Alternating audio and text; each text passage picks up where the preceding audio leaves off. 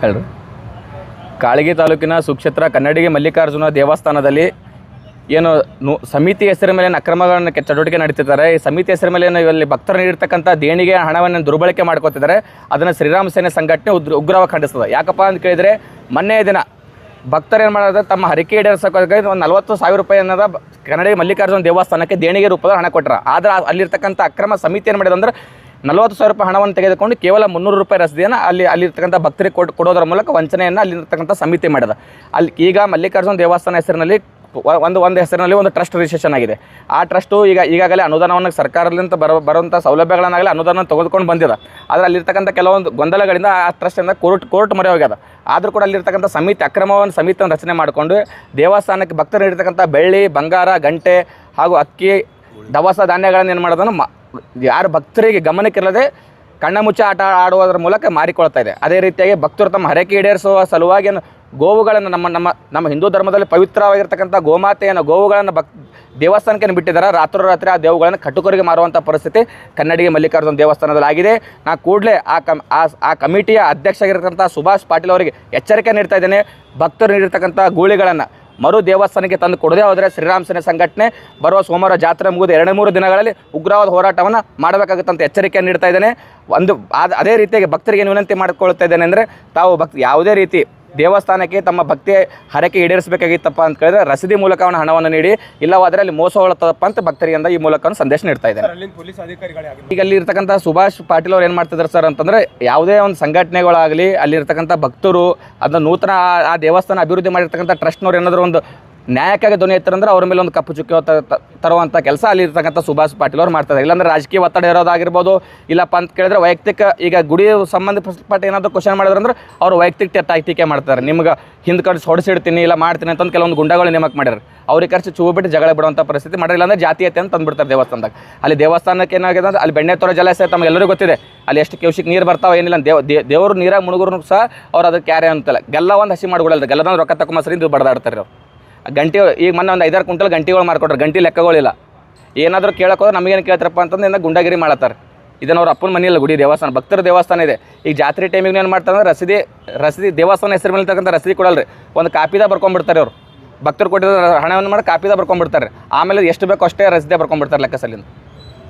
ಈಗಾಗಲೇ ಸಾಕ್ಷಿನೂ ಸಹ ಅದ ನಂಬಲ್ಲ. 40,000 ರೂಪಾಯಿ ಭಕ್ತರು ಕೊಟ್ಟಿದ್ದ ದೇದ ಮೇಲೆ 300 ರೂಪಾಯಿ ಕೊಟ್ಬಿಟ್ಟಾರೆ ಖಾಲಿಯಲ್ಲಿ. ಇದು ಭಕ್ತರೇ ನೀಡಿದ್ರಿ.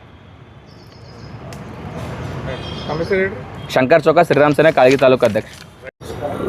ಶ್ರೀ ಕನ್ನಡಿಗೆ ಮಲ್ಲಿಕಾರ್ಜುನ ದೇವಸ್ಥಾನ ಜಾತ್ರಾ ಅಂಗವಾಗಿ ನಾನು ಶಿವಕುಮಾರ್ ಪಾಟೀಲ್ ಸಾಕಿನ ಕನ್ನಡಿಗೆ ಮಾತನಾಡೋದು. ಏನಪ್ಪ ಅಂದ್ರೆ ಭಕ್ತರಲ್ಲಿ ಒಂದು ವಿಶೇಷ ಸೂಚನೆ ಕೊಡೋದ. ಏಕೆಂದ್ರೆ ಅಲ್ಲಿ ಈಗ ಇದ್ದಂಥ ಒಂದು ಸಮಿತಿಯೊಂದು ರಚಿಸ್ಕೊಂಡು ಅಲ್ಲಿ ಭಾಳ ಅವ್ಯವಹಾರ ಮಾಡ್ಲಕತ್ತಾರೆ. ಆದ ಕಾರಣ ಭಕ್ತರು ಏನೇ ದೇಣಿಗೆ ಕೊಡೋದಿದ್ರು ಹುಂಡಿಯಲ್ಲಿ ಹಾಕಬೇಕಾಗಿ ನಾವು ಟ್ರಸ್ಟ್, ನಮ್ಮದು ಹಳಿ ಟ್ರಸ್ಟ್ ಇತ್ತು ಸರ್, 1999 ಟ್ರಸ್ಟ್ ಅದ. ಅವ್ರಿಗೆ 1920 2020 ಬಂದು ಒಂದು ಸಮಿತಿಯೊಂದು ರಚನೆ ಮಾಡಿಕೊಂಡು ಭಕ್ತರಿಗೆ ಮೋಸ ಮಾಡ್ಲಕತ್ತಾರೆ. ಎಲ್ಲ ನಾವು ಮಾಡ್ಲಕತ್ತೀವಿ ಅಂತೇಳಿ ಕೇಸಿ ದುಡ್ಡು ಎತ್ತಾಕೋದು. ನಮ್ಮಲ್ಲಿ ಸಾಕ್ಷಿ ದಾಖಲಾತಿಗಳು ಸಾತ್ತವ ಸರ್. ಒಬ್ಬರು ಭಕ್ತರು 45,000 ರೂಪಾಯಿ ಕೊಟ್ಟರೆ ಸರ್, ಅದು ಹುಂಡಿ ಅವರು ಬರೀ ರಿಸಿಪ್ಟ್ 302 ರೂಪಾಯಿ ಕೊಟ್ಟರು. ಆದ ಕಾರಣ ಇಂಥವೆಲ್ಲ ಭಕ್ತರು ಮೋಸ ಹೋಗಬಾರ್ದು ಅಂತೇಳಿ ನಮ್ಮದು ವಿನಂತಿ ಅದ. ಯಾಕಪ್ಪ ಅಂದ್ರೆ ಇನ್ನೂ ಅಲ್ಲಿ ಡೆವಲಪ್ಮೆಂಟ್ ಮಾಡೋದಿಲ್ಲ, ಇನ್ನೂ ಬೇರೆ ಕಡೆ ಶಿಫ್ಟ್ ಮಾಡೋದ ಸರ್ ದೇವಸ್ಥಾನ. ಈಗ ಯಾಕಂದ್ರೆ ಈಗ ನಾವು ಏನೇ ದುಡ್ಡು ಕೊಟ್ಟರು ಅದು ಹೊಳೆಗ ನೀರಾಗ ಹಾಕಿದಂಗದ ಸರ್. ಅವ್ರು ಬರೀ ಅವ್ರು ಮನೆ ಕಟ್ಕೊಳಕತ್ತಾರೆ ಹೊರತಾಗಿ ಅಲ್ಲಿ ಏನೂ ಡೆವಲಪ್ಮೆಂಟ್ ಇಲ್ಲ. ಅಲ್ಲಿ ಏನಾದ್ರೂ 4 ಕೆಲಸ ಆಗ್ಯಾವ ಸರ್ಕಾರ ವತಿಯಿಂದ ಆಗ್ಯಾವ. ಯಾತ್ರಿ ನಿವಾಸ ಆಗ್ಯದ, ರೋಡ್ ಆಗ್ಯದ, ಹೈಮಾಕ್ಸ್ ದೀಪ ಆಗ್ಯದ, ಆಯಿತು ಸಮುದಾಯ ಭವನ ಆಗ್ಯದ. ಅದ್ರ ಹೆಸರು ಮೇಲೆ ಇವ್ರು ರೊಕ್ಕ ಎತ್ತಲಕತ್ತಾರೆ ಸರ್ ಭಕ್ತರಿಗೆ. ನಾವು ಅದು ಮಾಡಿಸ್ತೇವೆ, ಇದು ಮಾಡಿ. ಈ ಜಾತ್ರೆದಾಗ ಏನದ ಅಲಂಕಾರ ಏನು ಮಾಡ್ತಾರೆ ಎಲ್ಲ ಭಕ್ತರು ಮಾಡ್ತಾರೆ, ದಾಸೋಗ ಭಕ್ತರು ಮಾಡ್ತಾರೆ. ಇವ್ರು ಏನಿಲ್ಲ ಅದ್ರ ರಿಸಿಪ್ಟ್ ಹಚ್ಚೋದು, ಅಲ್ಲಿ ಬಂದಂಥ ಗೂಳಿಗಳು ಮಾರೋದು, ಬಂಗಾರ ಬೆಳ್ಳಿ ಏನು ಇನ್ನು ಭಕ್ತರು ಹರಕೆ ಏನು ಕೊಡ್ತಾರೆ ಅದು ಎಲ್ಲ ಮಾರೋದು. ಅದು ಯಾಕೆ ಹೇಳಕತ್ತೀವಿ ಅಂದ್ರೆ ಭಕ್ತರು ಯಾರು ಮೋಸ ಹೋಗಬೇಡ್ರಿ. ಇನ್ನೂ ಮುಂದೆ ಡೆವಲಪ್ಮೆಂಟ್ ತಮ್ಮದು ಏನೇ ಕಾಣಿಕೆ ಕೊಡೋದಿದ್ರು ಮುಂದೆ ಕನ್ಸೆನ್ಷನ್ ನಡೆಯೋ ಟೈಮ್ನಾಗ ಇನ್ನೂ 2 ಎಕರೆ ಹೊಲ ತೊಗೊಂಡಿದ್ದೆವು. ಅಲ್ಲಿ ಗರ್ಭದೇವ್ರ ಗುಡಿ ಕಟ್ಟೋದ, 2ನೇ ಶ್ರೀಶೈಲ ಮಲ್ಲಿಕಾರ್ಜುನ ಆಗಂತ ಸ್ಥಾನ ಅದ. ಅದು ದೊಡ್ಡ ಸ್ಥಾನ ಅದ, ಅದೊಂದು ಭಾಳ ಇತಿಹಾಸ ಅದ. ಈಗ ಬಂದವರಿಗೆ ಆ ದೇವ್ರದ್ದು ಇತಿಹಾಸ ಏನೂ ಗೊತ್ತಿಲ್ಲ. ಬರೀ ಬಂದಾರ ಹೋಳಿಗೆ ಮಾಡಿಟ್ಟಿದೆ, ಉಳ್ಳಿಗೆ ಬಂದಾರ ಅಷ್ಟೇ ಅವರು. ಬರೀ ನಾವು ಮಾಡೀವಿ ಅಂತ ಹೇಳಕತ್ತಾರೆ ಭಕ್ತರಿಗೆ. ನಮಗೇನದ ಹೋಗೋದು, ನಾವು ಹೋದ್ರೆ ಟ್ರಸ್ಟ್ನವ್ರು ಹೋದ್ರೆ ನೀವು ಯಾಕೆ ಬರ್ತೀರಿ ಅನ್ಸೋದು. ಬರೀ ದಾದಾಗಿರಿ ಮಾಡೋದು, ಪೊಲೀಸ್ ಕೇಸ್ ಮಾಡ್ತೀನಿ ಅಂತ ಹೇಳೋದು, ಇಂಥವೆಲ್ಲಗಳು ನಡೆದಾವೆ. ಆದ ಕಾರಣ ಭಕ್ತರು ಯಾರೂ ಮೋಸ ಹೋಗ್ಬೇಡ್ರಿ ಅಂಥೇಳಿ ನಾವು ಒಂದು ವಿನಂತಿ ಮಾಡ್ಕೊಳಕತ್ತೀವಿ. ಯಾಕಂದ್ರೆ ಹಣ ತಾಂಬುದು ಹರಕೆ ಮುಟ್ಟಲ್ಲ. ಈಗ ಅವ್ರ ಮನೆ ಕಟ್ಟಿಸ್ಕೊಳಕತ್ತಾರೆ ಹೊರತು ಹರಕೆ ಮುಟ್ಟಲ್ಲ. ತಾವು ಏನೇ ಕೊಡೋದಿದ್ರೆ ಇನ್ನೂ ವರ್ಷ ಹೋಲಿ 2 ವರ್ಷ ಹೋಲಿ ಗುಡಿ ನಿರ್ಮಾಣ ಮಾಡೋ ಟೈಮಿಗೆ ಕೊಡ್ರಿ ಅಂತೇಳಿ ನಾವು ಭಕ್ತರಲ್ಲಿ ಒಂದು ಕೈ ಮುಗಿದು ಪ್ರಾರ್ಥನೆ ಮಾಡ್ಕೋತೀವಿ ಸರ್. ಇದು 4 ವರ್ಷದಿಂದ ನಡೆದು ಸರ್, 4-5 ವರ್ಷ ಹಿಡಿದು ಹಿಂಗೆ ನಡೆದು 2020ರಿಂದ ಅದೇ ನಡೆಸ್ಯಾರ ಸರ್. ಪೊಲೀಸ್ ಕೇಸ್ ಪೊಲೀಸರ ಬಳಿ ಹೋದ್ರೆ ಅವ್ರು ನೀವ್ಯಾಕೆ ಹೋಗ್ತೀರಿ, ನಮಗೆ ಅವ್ರ ಸಮಿತಿ ಅದ, ನಮ್ಮ ಟ್ರಸ್ಟ್ ಅದ ಸರ್ ಅಂತ ನಾವು ಅಂತೀವಿ. ಅವ್ರ ಬಳಿ ದಾಖಲಾತಿನೇ ಇಲ್ಲ, ನಮ್ಮಲ್ಲಿ ಎಲ್ಲ ದಾಖಲಾತಿನೂ ಅಂದ್ರೂ ಕೂಡ ಪೊಲೀಸರು ಕೂಡ ಅವ್ರಿಗೆ ಸಪೋರ್ಟ್ ಮಾಡಕತ್ತಾರ. ಊರ್ದವ್ರು ಎಲ್ಲ ಟ್ರಸ್ಟ್ ಹಳಿದದ, ನೀವೇ ಮಾಡಿರ್ಬೇಕಂತ ಹೇಳ್ತಾರೆ ಜನರೆಲ್ಲ. ಆದ್ರೆ ಆ ಜನರಿಗೆ ಅಲ್ಲಿ ಏನದ ಮಿಸ್ಗೈಡ್ ಮಾಡಕತ್ತಾರೆ. ಇವ್ರೇನು ಮಾಡ್ಯಾರ 20 ವರ್ಷ ಆಯ್ತು, 1 ಕೋಟಿ 1.5 ಕೋಟಿ ರೂಪಾಯಿ ನಾವು ಕಾಯ್ಕೊಂಡು ಬಂದಿದ್ದು ಸರ್. ಕಂಪನ್ಸೇಷನ್ ಬಂದದ ಮಲ್ಲಿಕಾರ್ಜುನ ದೇವಸ್ಥಾನ, ಅದು ಇದು 3ನೇ ಜಾಗದಾಗ ತಂದು ಕೂಡಿಸಿದ್ದು. ಇವ್ರಿಗೆ ಏನೂ ಇತಿಹಾಸ ಗೊತ್ತಿಲ್ಲ. ಇವರೆಲ್ಲ ರಿಟೈರ್ಮೆಂಟ್ ಆಗಿ ಬಂದವ್ರು, ಈಗ 60 ವರ್ಷ ಮೇಲೆ ನಮ್ಮ ಊರಿಗೆ ಕಾಲಿಟ್ಟಾರೆ. ನಾವು ಊರಾಗ ಹುಟ್ಟು ಊರಾಗ ಬೆಳೆದವ್ರು ಇದ್ದೀವಿ. ಅಲ್ಲಿ ಆ ದೇವ್ರದ್ದು ಏನದ ಅಲ್ಲಿ ಊದಿನ ಕಡ್ಡಿ ಹೋಗಲ್ಲ ಸರ್, ಅಲ್ಲಿ ಒಂದು ತೆಂಗಿನ ಪಾಡಿ ಹೋಗಲ್ಲ. ಪೈಲ ನದಿ ಬರ್ತಿತ್ತು, ಆ ನದಿದಾಗ ದೀಪ ಇರ್ತಿತ್ತಂತ್ರಿ ನಮ್ಮ ಸಣ್ಣೋಗಿದ್ದಾಗ. ಅಂಥದ್ದೆಲ್ಲ ಇತಿಹಾಸ ಅದು ತಂದು ಈಗ 3ನೇ ಸ್ಥಾನದಾಗ ಕೂಡಿಸಿ, ಈಗ ಇನ್ನೂ ಸ್ವಲ್ಪ ಮುಂದೆ ಹೋಯ್ದು ಕೂಡಿಸೋದೇ ಅದು. ಅದಕ್ಕೆ ಯಾರೇ ದೇಣಿಗೆ ಕೊಡೋದಿದ್ರು ಸಾಯರ್ತನ ಮಾಡೋದಿದ್ರು ಗುಡಿ ಕಟ್ಟಡ ಆಗೋ ಟೈಮಿಗೆ ಕೊಡ್ರಿ, ಇವು ಕೊಟ್ಟಿದ್ದೆಲ್ಲ ವ್ಯರ್ಥ ಆತವು ಅಂತೇಳಿ ನಾವು ರಿಕ್ವೆಸ್ಟ್ ಮಾಡ್ತೀವಿ. ಅದು ಈಗ ನ್ಯಾಯಾಲಯದಾಗ ಕೊಟ್ಟಿದ್ದೇವೆ ಸರ್, ತೀರ್ಪು ಬರ್ತದೆ ಸರ್. ಆ ತೀರ್ಪು ಬರುತ್ತಾನೆ ಯಾರು ಜಗಳ ಆಡಬೇಡ್ರಿ ಅಂತ ಹೇಳ್ತಾರೆ ಅವರು ನ್ಯಾಯಾಲಯದಾಗ. ಅದಕ್ಕೆ ಆ ನ್ಯಾಯಾಲಯದ ತೀರ್ಪು ಬಂದ ಮ್ಯಾಗ ನಾವು ಗುಡಿ ಕಟ್ಟಲಿಕ್ಕೆ ಚಾಲು ಮಾಡಿದ್ವಿ. ಆ ನ್ಯಾಯಾಲಯದ ತೀರ್ಪು ಬರ್ತಾರೆ ಕಾಯ್ಬೇಕಲ್ಲ ಸರ್. ಅವ್ರು ನ್ಯಾಯಾಲಯದವ್ರು ಹೇಳಿದ್ರು ಬರೀ ರಿಸಿಪ್ಟ್ ಹರಿಯೋದು, ರೊಕ್ಕ ತೊಗೊಂಬೋದು, ಗುಳಿ ಮಾರೋದು, ಗಂಟೆ ಮಾರೋದು. ಮೊನ್ನೆ 10 ಕ್ವಿಂಟಲ್ ಗಂಟೆ ಮಾರ್ಯಾರ, ಕ್ವಿಂಟಲ್ ಗಂಟ್ಲೆ ಗಂಟೆ ಆಯಿತು. ಅಕ್ಕಿಗಳು ದಾಸೋಗ ಅಂತ ಕೊಟ್ಟದು, ಲಾರಿ ಗಂಟ್ಲೆ ಅಕ್ಕಿ ಮಾರೋದು, ಎಣ್ಣೆ ಕ್ವಿಂಟಲ್ ಗಂಟ್ಲೆ ಅಕ್ಕಿ ಎಣ್ಣೆ ಮಾರೋದು. ಇಂಥವು ಕೆಲವೊಂದು ವಸ್ತುಗಳು ದಿವ್ಯದಾನಗಳು ಏನು ಬರ್ತಾವೆ ಎಲ್ಲ ಮಾರೋದು. ಆ ದೇವ್ರ ಇತಿಹಾಸ ಗೊತ್ತಿಲ್ಲ ಇವ್ರಿಗೆ, ಇತಿಹಾಸ ಇದ್ದಿದ್ದು ನಮಗೆ ಗೊತ್ತದ, ಎಲ್ಲಿತ್ತು ಹೆಂಗೆ ತಂದೆವು ಇವರೆಲ್ಲರೂ.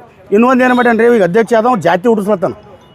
ಅವ್ರ ಜಾತಿದು ಅಲ್ಲಿ ಜಾತಿ ನಮ್ಮ ಊರಾಗ ಇರ್ಲಿಕ್ಕೆ 4 ಜಾತಿಗಳು ಇದ್ದೀವಿ, 4 ಮಂದಿ ನಾವು ಅಣ್ಣತಂದ್ರಬ್ಲೇ ಇದ್ದಿದ್ದೇವೆ ರೀ. ನಾವು ಯಾರು ಸತ್ತರು ಕೆಟ್ಟರು ನಾವೇ ಕುಣಿ ಹೊಡಿತೇವೆ, ಇರ್ಲಿಕ್ಕೆ 4 ಮಂದಿ 40 ಮನೆಯವ್ರು ನಮ್ಮ ಎಲ್ಲ ಜಾತಿಯವ್ರು. ಈಗ 4-5 ಮಂದಿ ಅಣ್ಣತಂದರಾಗಿದ್ದೇವೆ. ಇವರು ನಮ್ಮ ಮಾಲಿಗೌಡರು, ನಮ್ಮ ಪೊಲೀಸ್ ಪಾಟೀಲ್ ಅಂತಾರೆ, ಇವ್ರಿಗೆ ಮಾಲಿಗೌಡರು ಅಂತಾರೆ. ಇವರು ಹೂಗಾರ್ ಪೈಕಿದಾಗಾರ, ನಾವು ಲಿಂಗಾಯತರ ಪೈಕಿದಾಗಿದ್ದೀವಿ. ಅವರೇ ಇವರು ಹೂಗಾರ್ ಪೈಕಿದಾಗಿದ್ದವ್ರೆ 5 ಮಂದಿ ನಮ್ಮ ಟ್ರಸ್ಟ್ನಾಗಾರ. ಈಗ ಆ ಟ್ರಸ್ಟ್ನಾಗ ನಮ್ಮ ಟ್ರಸ್ಟ್ನಾಗ ಇವ್ರು ಹೊಸ ಮಂದಿ ತೆಗಿ ನಾ ಬರ್ತೀನಿ ಅಂತಂದ್ರೆ ಇದು ಯಾವ್ದು ನ್ಯಾಯ? ಒಂದು ಅವು ಒಬ್ಬನೇ ಭಾಷೆ ಇರ್ಬೇಕಂತಾನೆ, ನಾವು ಒಬ್ಬನೇ ತಿನ್ನಬೇಕು ಅಂತಕ್ಕಂಥದ್ದು ಇಂಥವೆಲ್ಲ ನಡೆದಾವ. ಆದ ಕಾರಣ ದಯಮಾಡಿ ಭಕ್ತರು ಯಾರು ದೋಕಾಬಾರ್ದು. ಇವ್ರು ನಮ್ಮ ಇವರು ಕಾರ್ಯದರ್ಶಿಯರ ರೀ, ಇವ್ರಿಗೆ ಇವ್ರು ಮಾವರಿಗೆ ಅನ್ಸಿಸ್ತಾನೆ ಫೋನ್ ಮಾಡಿ, ನೀನು ಹಳ್ಯಾಗ ಚಂದ ಓಡ್ಯಾಡ ನೋಡು.